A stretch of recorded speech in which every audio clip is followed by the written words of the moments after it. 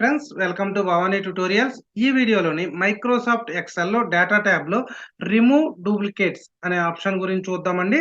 Remove duplicates అనే option మనకి ఎందుకు యూజ్ అవుతుంది అంటే, రిపీట్ అయిన డేటా ఏదైనా ఉంటే గనక, ఆ రిపీట్ అయిన డేటాని డిలీట్ చేసుకోవడం కోసం ఈజీ వేలో డిలీట్ చేసుకోవడం కోసం ఈ రిమూవ్ డూప్లికేట్స్ అనేది యూజ్ చేస్తాం. ఫర్ ఎగ్జాంపుల్ మనకి ఏదైనా డేటా టైప్ చేయాల్సొచ్చినప్పుడు మనం టైప్ చేసిన డేటా మళ్ళీ మళ్ళీ టైప్ చేసేస్తాం అనుకోకుండా.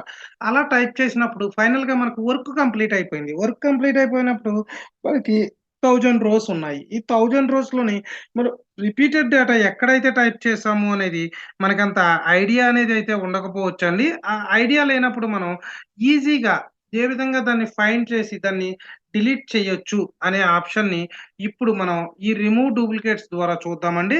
రిమూవ్ డూప్లికేట్స్ అనేది చూడాలి అంటే ఫస్టు మనకి ఏదైతే డేటా ఉందో దాన్ని సెలెక్ట్ చేసుకోండి.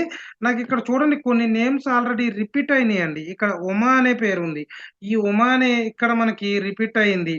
అలాగే కిరణ్ అనే నేమ్ ఉంది. ఈ కిరణ్ అనే నేమ్ చూడండి ఇక్కడ ఫోర్త్ రోలో రిపీట్ అయింది. అలాగే ఇక్కడ జానీ అనేది నేమ్ ఉంది.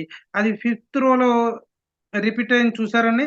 సో, మొత్తం డేటాని సెలెక్ట్ చేసుకొని మీరు గో టు డేటా ట్యాబ్‌కి వెళ్లి రిమూవ్ డూప్లికేట్స్ అనేది మీరు క్లిక్ చేశారనుకోండి, ఇక్కడ చూడండి మనకి ఒక రిమూవ్ డూప్లికేట్స్ అనే డైలాగ్ బాక్స్ అనేదో అయితే వస్తుంది. డైలాగ్ బాక్స్ వచ్చిన తర్వాత మీరు columns sales person columns delete చేయాలా? ప్రైస్ డిలీట్ చేయాలి. 2 డిలీట్ చేయాలంటే 2 క్లిక్ చేసుకోండి.